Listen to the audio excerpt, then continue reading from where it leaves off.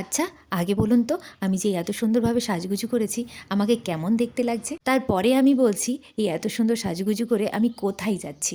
আজ বাড়ির সবাই মিলে সুন্দর করে রেডি হয়ে যাচ্ছি আমাদের দেশের বাড়িতে। আর আমার বিয়ে প্রায় ৫ বছর হয়ে গেছে। এই প্রথমবার আমি আমার দেশের বাড়িতে যাচ্ছি। আসলে এই ৫ বছর ধরে আমি আমার শ্বশুরমশাই ও শাশুড়ি মায়ের মুখ থেকে দেশের বাড়ির সম্পর্কে শুধু গল্পই শুনে এসেছি। সেভাবে যাওয়ার কোনো সময় বা সুযোগ কোনোটাই হয়ে ওঠেনি। তাই এবারে পুরো জেদ করে বেরিয়ে পড়লাম বাড়ির সবাই মিলে। তবে ওখানে যাওয়ার আরও একটা বিশেষ কারণ আছে। দাঁড়ান দাঁড়ান সবই আপনাদের বলছি। চলুন আগে তো আমরা সবাই মিলে পৌঁছে তো যাই, তারপরে আপনাদের একে একে সবটাই বলছি। তবে জানেন তো সবাই মিলে একসাথে টোটোতে যেতে না ভীষণ ভালো লাগছিল। আর আমার ছেলেও কিন্তু টোটোতে প্রচুর এনজয় করেছে। আমরা তো প্রায় বাড়ির কাছাকাছি পৌঁছেই গেছি। তবে যেতে যেতে পথে আমাদের সবার পছন্দের একজন মানুষের সঙ্গে দেখা হয়ে গেল। ইনি হলেন আমার ঠাকুমা শাশুড়ি মা। উনি কিন্তু আমাদের বাড়ির সবার থেকে বড়। তবে হ্যাঁ, উনি কিন্তু আমাদের সবাইকে ভীষণ ভালোবাসে। আমরা কিন্তু পৌঁছেই গেছি। তবে বাড়ির সামনে নদী দেখে প্রথমে আর বাড়ির ভেতরে যেতে ইচ্ছেই করলো না। তাই একটু প্রথমে নদীর ধারে দাঁড়িয়ে পড়লাম।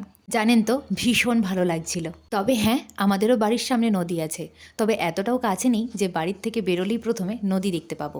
নদীটা দেখতে ভীষণ ভালো লাগছিল, কারণ নদীর চারিপাশে নৌকোতে ছড়াছড়ি ছিল। তো নৌকোতে করে যাচ্ছে আসছে, কেউ বা মাছ ধরছে, কেউ বা রান্না করছে নৌকোর মধ্যে। ভীষণ ভালো লাগছিল দেখতে। আর ছেলেকে তো দেখলেনই, ভীষণ এনজয়ও করেছে ছেলে আমার। বাড়িতে চলে এলাম আর দেখেছেন তো বাড়ি আসতে না আসতেই আমার শাশুড়ি মা সোজা রান্নাঘরে চলে এসেছে রান্না করতে। তবে হ্যাঁ, আমার ঠাম্মার বাড়িতে সেরকম লোকজনের সংখ্যা বেশি ছিল না। আর উপরে আমরা এতজন সবাই মিলে গিয়েছি, তাই আমরা সবাই মিলে হাতে হাত লাগিয়ে একসঙ্গে রান্না বান্না সেরে নিয়েছি। তবে কি জানেন তো সবাই মিলে একসঙ্গে রান্না করে খাওয়ার মজাটাই আলাদা।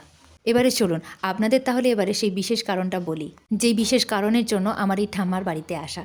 এটা হলো বাবা পঞ্চানন দেবের মন্দির। অনেক দিনের ইচ্ছে ছিল জানেন তো যে ঠাম্মার বাড়িতে যাব, বাবা পঞ্চাননের কাছে একটু পুজো দিয়ে আসবো।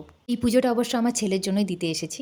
তবে যাই হোক, অনেক দিন ধরেই পুজো দিতে যাব যাব করে করে ফাইনালি আমরা টাইম করতে পেরেছি। আর জানেন তো পুজো দিয়ে না ভীষণ মনটা ভালো হয়ে গেল।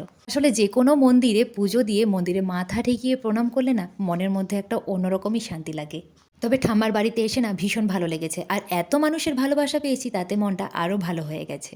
চলুন তাহলে এবারে খাওয়া দাওয়া করে ধরলাম বাড়ির পথ। বাড়িও তো যেতে হবে তাই না? তাছাড়া বাড়িতে অনেক কাজ বাকি আছে, কিন্তু পরের দিন জামশেদপুরও ফিরতে হবে, তারপরে আবার পূর্ণিমাও আছে। তাই সমস্ত কাজকর্মগুলো আগের দিনই গুছিয়ে রাখতে হবে। তাই বাড়ি এসে বাড়ির সমস্ত কাজকর্মগুলো একটু সুন্দরভাবে গুছিয়ে নিলাম, আর নিজেও একটু সুন্দরভাবে ফ্রেশ হয়ে গেলাম। যাই হোক, সব কিছু নিয়ে আজকের দিনটা কিন্তু ভীষণ ভালোই কেটেছে। তাহলে আজকের ভিডিওটা কেমন লেগেছে আপনাদের অবশ্যই জানাবেন। দেখা হচ্ছে অন্য কোনো ভিডিওতে। সবাই ভালো থাকবেন, সুস্থ থাকবেন, টাটা।